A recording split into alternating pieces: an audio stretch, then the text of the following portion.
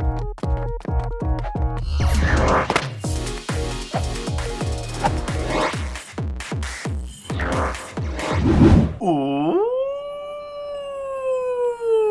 there's someone who's better at playing Pokemon GO than me. In fact, many of you guys out there who are playing Pokemon GO might actually be better than me also. Hence why I always say that I'm not the best player in the world, alright? But today I'm gonna talk about some of the comments in the previous video that I made about the Sigilyph hunting video, and we're gonna check out one very interesting comment that was said by a very specific viewer. Alright, so hi to all of you guys! So yeah, I'm here on the cruising on the Nile River in Egypt, and we are making our way from Aswan all the way up to the north, and here we are. I'm gonna show you guys that, yeah, this is the river in the game. Don't see any Pokestops or whatever around me, but I have incense on. Yeah, so I'd like to talk about the regional Pokemon video that I made, the world's rarest regional Pokemon, in my opinion. It may not be as... Oh, look at that! See, it might be very rare for us to even see this, man. Alright, hang on. Let me turn off the AR. Yeah, so not everyone has seen Atropius. It is a regional Pokemon in Africa, right? And it's not available in a lot of countries, even like Singapore or even in America. Yeah, the network is actually pretty poor. Okay, I'm sorry guys. So yeah, I'm going to show you guys some of my regional Pokemon. Also, I got one very interesting thing to show you guys too. Just a few seconds before I start the video. Look at that. I just got myself a shiny Pansear, alright? My first ever shiny Pansear, which is really, really cool. And I'm just happy to get it. But I don't even have the other one, man. Pansage, despite it being my regional Pokemon. But I don't have the shiny. Alright, but it's okay. Anyway, I'm sorry if I'm a bit backlit. I might have to reduce the brightness at the back. Alright. But I'd like to check out some of the comments with you guys. So the very first one that I'll check out with you guys is the one that I would like to show you guys, which is this. By Curtius Wong. He said, the rarest regional Pokemon, which I already got 2 years ago before Brandon. Number 1 Pogo player? I don't think so. Well, maybe you are actually the world number 1 Pokemon player instead of me. Yeah, since you got the regional Pokemon Sigilyph 2 years before me. Yeah, congratulations, I guess. But I'm here to actually talk about like people, talking about like regional Pokemon, especially like even by Autopilot. Say it's not that rare. Talking about the Sigilyph, I was just on a vacation in Jordan, Israel, and I'm sorry, I'm gonna pronounce that name. Palestine. Okay, and caught in 13 days, 60 Sigilyph. I may have been lucky finding 5 a day, but now I can trade to people who don't have it. I mean, it's great that you can trade to people, but I mean, of course, it depends on luck also whether you see it. But I guess it was very rare for us because it was during the Astro Eclipse event, hence why we didn't see too many Sigilyphs, and I felt it was really, really rare. Alright, another person commented and say, nah, Relican is way more rare. When I was in the Middle East, they spawn everywhere. Relican, on the other hand, was only able to get one in a couple of weeks. Not even debatable. Alright, I mean, it could be because there was an event going on for you, hence why Relican wasn't spawning that much. It could be that way. I mean, it was the case for us here for Sigilyph, and we couldn't see that many. And Bob, is that rarer than Comfy? He said quite a lot of friends have been to Greece and picked up a Sigilyph for the community. Far few people go to Hawaii. Well, I mean, if you're in America, I would think that more people would have been able to get Comfy because people would travel to Hawaii for a holiday as compared to, to Greece or in fact to Egypt. I know Greece is a very popular spot for people to actually go for a holiday, but I mean, I would say Hawaii is also a very popular spot for people in America to actually go to for holiday, right? So by Ashraf Chikwe, he said, you can catch Sigilyph in Israel, Cyprus, and Greece as well, I think. Yep, so it was only, comments from you guys that I actually realized that, oh yeah, Sigilyph can also be caught in these other places, which I do not know. I mean, I guess when I did a bit of research online, yep, I did found that Sigilyph can be caught in certain parts of Cyprus and also in Greece, but not the entire place. Even in Israel, it's just, I think, 2 or 3 cells that you can actually catch Sigilyph in, and not the entire place of Israel. So that's something to take note of. Also, somebody also mentioned, I never realized how rare this Pokemon is for some people. Over here in Greece, I'm so sick of seeing it, I don't even tap on it anymore. So this statement by this particular person is very interesting. Likewise for myself, sometimes I feel a bit complacent in a sense that, I catch so many of my regional Pokemon, which sometimes I don't even realize. Example like Corsola, to me it's not rare anymore. In fact, I've gotten sick of it. I don't want to catch it anymore. But when someone like a friend comes from overseas, like, can we go and look for Corsola because I don't even have? I'm like, okay, let's go. Yeah, I'll be happy to bring my friend to go and catch the Corsola, despite me catching over 1,000 Corsolas already, because that is going to be his very first Corsola. I'm happy to help him with it. Alright, so Islam the gamer said, I understand the concept of regionals, but as an Egyptian hearing you say Sigilyph is rare, I'm like, what? There's an overabundance of them. Well, for a player like me who's on holiday, technically speaking, I don't have much time to go and play Pokemon Go as much as probably someone who's living over here. It's technically really rare. So even for us, we actually saw the very first sighting of Sigilyph after being here for 13 hours. Like, no joke, we had our games on the whole time, just looking for this sighting on our bottom right of the screen, but none of it appeared until 13 hours later, hence why we did a mad dash for it, even though we were supposed to have dinner. So, yeah, that was that, man. I'm gonna show you guys some things, some really interesting things, alright? A lot of you guys will be saying that regional Pokemon is something that a lot of you guys cannot get, which I totally agree is something that I myself cannot get, hence why there are certain regional Pokemons that I don't even have at all. But the question is, having a certain regional Pokemon, does it make you a better player than someone else? No, it depends on your luck, it depends on your area, it depends on your playground, it depends on where you are living for you to obtain a certain regional Pokemon. Alright, regional Pokemon such as Farfetch were available during the Generation 1 period. Of course, we're not talking about the Galarian Farfetch because that was available a few years ago. So if you talk about like Galarian, the Farfetch itself, like I've caught a handful because I've traveled to Taiwan, I've even traveled to Japan to actually catch all these Pokemon. But for someone who's living in America, obviously this is going to be really hard to get, other than getting it from, I guess, some of the events, because there's one of the Pokemon GO tour or something like that where Farfetch was spawning 48 hours all around the world. So hence we had the chance to catch it. Alright. So it isn't as rare as the other regional Pokemon anymore. By the way, if you guys want to see if I got a hundo, yes, I do have a hundo. Does that make me a better player than you who may not have a hundo? No. Does that make someone who has a shiny Farfetch a better player than someone who does not? No. By the way, I had a shiny Farfetch, I traded it to someone. Does that make me a better player than someone who did not trade it away? No. Okay. So, other than Farfetch though, there's even Kangaskhan. So, Kangaskhan, I have a handful of shiny Kangaskhan because of the Kangaskhan raid day, correct?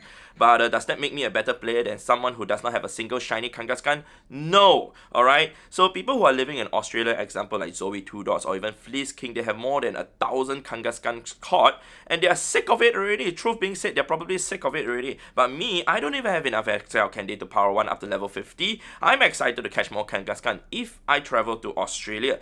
But, of course, for Fleece King and the rest, they're like, we catch this every day, we're sick of it already. I got a hundo Kangaskhan from the raid day. Does this make me a better player than somebody who does not have a hundo? No. Alright, so let's go ahead and check out the next Pokemon, and that is Mr. Mime. Alright, so Mr. Mime, I have not gotten the shiny yet. I've also not gotten a hundo yet. Does that make someone who actually has a hundo or a shiny better player than me? No, but if you guys want to think that way, yeah, sure. Alright. So, Mr. Mime, actually my first Mr. Mime that was caught in 2016, I went to Russia and also to Finland to catch it. I traded the Finland one away back then before I even hit level 40 at that point of time. Traveled there with my family for a family trip. And Taurus-wise, sorry, I need to... Sorry, I forgot how to spell. Taurus-wise, everybody would probably have gotten it because there was a time research event that happened last year. Alright, we could actually get it. I didn't show you guys the Mr. Mime caught though, I'm sorry though. But yeah, Taurus-wise, I don't even have over 200 caught. I'm very sure people who are living in America would have caught more than me. Alright, if you're living in America for at least 6 months, just go blasting every day, I dare say you have caught more Tauruses than me. Alright, Mr. Mime is 177. And yeah, my point I'm making to you guys is that, there are certain Pokemon that are really rare to certain people, but it may not be as rare for you. Alright, one example that I can show you guys is this. I'm very sure a lot of people have been trying to get a shiny Corsola or whatsoever. I've traded a handful away because I do get Corsola in Singapore. I do get Corsola around the places that I usually travel to in the Southeast Asia region.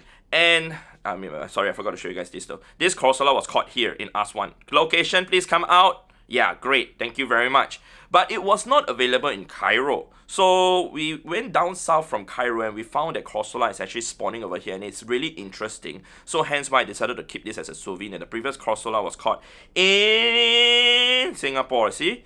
So if you check out my count, I have seen 10,225 Corsolas, caught 4,698. Ask me the question, am I sick of seeing Corsolas? Yes. Would I actually want to see another shiny Corsola?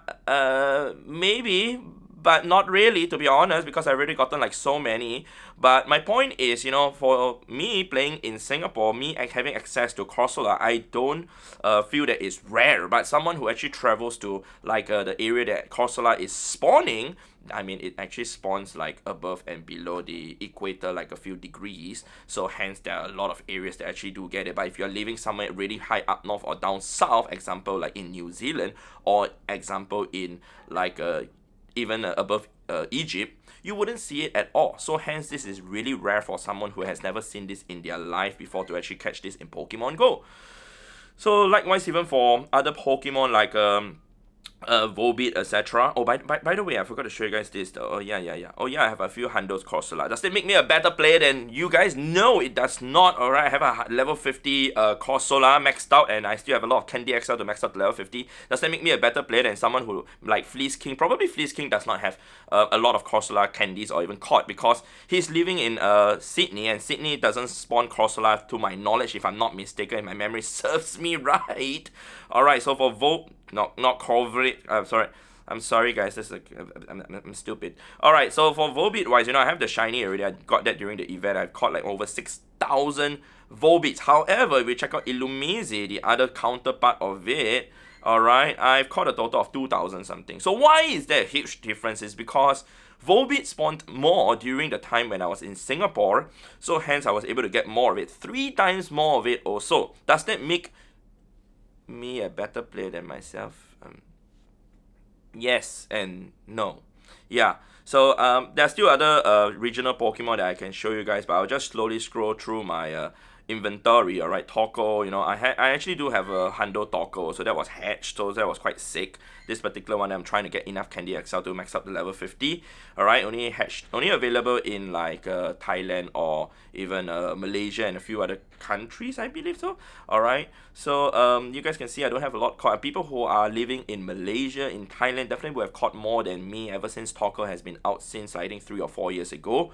So even my friend Isaac, who is living in Kuala Lumpur, he gets sick of it. He's like, oh, okay, another Torkoal. When we actually went to Kuala Lumpur to visit him the first time, me, Auntie Gladys, and a few of my friends, we were like, oh my god, Torkoal, we want to catch more Torkoals. He was like, this is like another pest. I'm like, yeah, but it's our first. Okay, great. So we had that talk about it before also. So even for Zangoose and even a Seviper, etc., you know, I'm like, enough of it already. Even for this though, I mean, I don't see a lot of Seviper in my area. So you guys can see the Zangoose caught is like super duper high as compared to probably the Seviper, which I'm only at 241. So this is technically rare for me, technically speaking, and I'm catching a few over here to actually save up. Actually, no, I accidentally deleted them. I'm supposed to save them up to trade to get Candy XL, and I forgot. It's spawning over here in Egypt, so hence why I want to get some Candy XL. I usually try and get 296 for every Pokemon, so that I can actually power them up to level 50 when I wish to. For Lunatone wise though, I'm at 2,131 caught, whereas the Soul Rock, the other counterpart of it, I'm at 2,708. I guess it's pretty even for that. As for Tropius wise, this is pretty rare for me. I mean, it's spawning over here in Egypt right now, and I'm trying to get it to actually save to actually trade for guaranteed Candy XL. And this was spawning during the Singapore Safari Zone back in 2019. We were all excited to catch this, especially it's pretty good for the Great League and even certain cups in the Great League too. As for the next one though, that I guess a lot of people are saying that it's really rare, is Relican. I actually do have a Relican. Sorry, I spelled wrongly. Relican. Right, it was traded to me. Alright, in fact, both were traded to me. This is my friend from New Zealand who came over during the 2016 Safari Zone. He traded this to me, so really happy to get that. Yep, I'm only at 26. For those of you who are living in New Zealand, you guys will have definitely caught over 100. Does that make you a better player than me? Yes, it does, because you guys caught more Relica than me. Does that make me a lousy? Yes, of course I'm a lousier player than all of you guys living who have regional Pokemon that I do not have. Alright, so I'm going to show you guys some really interesting ones like Pachirisu. Alright, Pachirisu, I only have 120. And this is taken into consideration that I caught a total of 97 Pachirisus in 8 hours during the Taiwan Safari Zone. So the rest were traded to me probably like around close to 20-ish that were traded to me because Anne was trying to get me a hundo and we were trading a Pachirisus. So I only had like I think 3 or 4 Pachirisus that were traded to me, and before everything that happened. So it's really rare to me. I'm trying to get the Candy XL up to 296 and clearly I don't even have enough of that. I'm trying to get even a hundo, so unfortunately I wasn't able to get that also. For Shellos, I'm not going to show that. Mime Jr. though, I do not have I have Mime Jr. and this was during the event, the one that we could hatch the Mime Jr. Worldwide. Alright. Location, please come out, otherwise people would think that I actually spoofed for this egg. Alright, thank you very much. It was hatched in Singapore, right? It was received from that. You have to actually open your friend's gift to receive 7-kilometer eggs, and you can actually hatch a Mime Jr. also during one of the events. Unfortunately, if the event did not actually happen, I probably wouldn't have gotten the Mime Jr. at all. In fact, I do not have the shiny Mime Jr. As for Chatot, alright, it was available during the Go Fest in Japan, so I caught quite a handful of it, and in fact I've traveled to other parts, to Jakarta, to Indonesia to catch it, so that's not exactly super duper rare to me because I spent so many days to actually catch it. Carnivine here. Yep, this was available during the South Korea Safari Zone, hence why I caught a handful of it, but I've traded quite a few away, but I still would like to get more, and it's really rare for me. People who are living in an area that has Carnivine spawning like in South America definitely would say that it's not rare at all. So Pensage, Panpour, Penseer, yep, you guys can see I have a handful of Penseer over here, but Pensage is the one that has spawning in my region. I've caught 5,000 Pensage, and I'm not, sorry, I'm supposed to show you the other Pokemon. Penseer, I'm at 266, alright, that was due to the help of the event that was happening. Right, there's one more. This is Panpour, right? I've caught 216. You guys can see a huge difference. I mean, imagine if you are living in America, you have a lot more Panpours caught than the other two monkeys. If you are living in Africa or Middle East or Europe, you would definitely have more Penseers caught than the other two monkeys. Whereas if you are living in the Asia region, you will have more of the Pensage, the green one, more than the other two monkeys also. Alright, so hence my theory is that it is where you live that actually depends what you are catching also. I was supposed to show you guys this, I'm so sorry. So throw wise also, I've only caught 33 and a handful of them were caught during this trip over here. Whereas for Sock, the counterpart of it, I have a shiny of it. And I've caught over 2,000 of it. So you can see a big difference because I have access to Sock in Singapore, whereas Throw, we don't have access to that other than during the Go Fest, or in fact now that we have traveled to, Africa, Egypt, alright. Technically it's to the northern part of Africa, yep, to actually get it. And Basculin, why is Basculin, I don't even have the blue stripe Basculin, or maybe I've gotten rid of it, but I've caught like 700 plus. You guys can see the catch rate is really poor also. As for Maractus, it happened recently during the Singapore Safari Zone, so that was my few, and I was gold plusing all the way, so hence why I didn't catch that many. I just caught 20, and it's still very rare for me. For Sigilyph wise, I've caught a few in the last few days. We were really lucky to see a few, and you guys can see I caught like 4 in the last 24 hours as you have the blue aura around them. Yeah, that's a fun tip for you guys. You can see a blue aura around your Pokemon, and that's to tell you that you caught it within the last 24 hours. So this CP100 was not caught within the last 24 hours, whereas this CP32 was caught during the last 24 hours. This was Gold Plus though. Just as we came were about to board the plane, this was caught. Alright, so you guys can see I lost 5, but it's okay. Actually, we lost 4. One of them was seen from the gym. Alright, but this is still really rare for us, man. I mean, we have been here in Egypt for like the last 4 or 5 days. We have caught like a total of 11. Alright, and the fact that we are at a place that do not have a lot of Pokestops or spawns makes it even more difficult, especially when we are doing a river cruise also. So for the next regional Pokemon is Buffaloon. Buffaloon, I don't even have it at all. So I would say it's very rare for me. It only spawns in New York in America. So also, I would say it's really rare, but the people who are actually traveling to New York definitely way surpasses the number of people traveling to Egypt or even to Hawaii. For Hitmore, though, I have a total of 502. The other counterpart is Duran. Duran is pretty rare, more rare than Hitmore at 412. Alright, and for the next Pokemon, it's Flabebe. Alright, I would say that the red Flabebe is still really rare for me because we have seen it on the sighting but we have not caught it. However, the yellow one is the one that I don't even probably have a chance to get it during this trip at all because it's only available in America. You guys can see from the Pokédex. I mean, I have caught the blue one, orange one, and white one. The blue one is definitely not rare for me because I see it very often in my region. That's the regional one, whereas the orange and the white one is available worldwide, but it's just super duper rare. Alright, as for Furfro wise also, yeah, I've trimmed them all to the Pharaoh Furfro, and it's rare because not many people will be able to trim for this, but you know, being able to travel here, I was able to do so. I guess a lot of people would like to trim for the other trims also, like the Kabuki trim, which is only available in Japan, or in fact the moon trim, which is only available on the moon. Just kidding, there's no such thing. Alright, stop talking rubbish, Brandon. So even for Klefki, you know, Klefki, which is the regional Pokemon in Paris, or even some parts of the Paris area or France area, it's something that I don't have also. Does that make you who are living in Paris or have caught Klefki a better player than me? Yes, it does. Alright. By the way, my friends who actually came over from Paris, they actually wanted to trade to me. A friend of mine, his name is Never Dream in game, and he actually wanted to trade to us. He caught over 200 Klefkis to trade to us to actually help some people to get lucky Klefkis. And I told him, say I didn't want to get it because I would like to trade. I want to catch it by myself, not trade. I would like to catch it by myself when I travel there in the future. So hence why I didn't trade for it also. So for Oricorio wise, you know, this bill, Oricorio, I really just caught this a few days ago, man. I just decided to keep this and I wasn't only able to see it like 2 days ago, whereas the other Oricorios, the other two Oricorios I already caught long time ago. So yeah, that's still really rare. Whereas the Pom-Pom style, the yellow one, is only available in America. I don't even have it yet. That would be really rare for me, so I would like to get it in the future also. Alright. So the last one that I'd like to show you guys is Comfy. I do not have Comfy, and that, yes, is really rare for me also because it's only available in Hawaii. But that is all that I have to talk to you guys about my storage over here. About the interesting thing is a lot of people like to compare with each other, you know, saying that I have this regional Pokemon or we don't have this regional Pokemon or whatsoever, or you are better than a person because you have a shiny, you have 20 shiny, someone only has 5 or whatsoever. Truth being said, the only person whom you should be comparing with is yourself.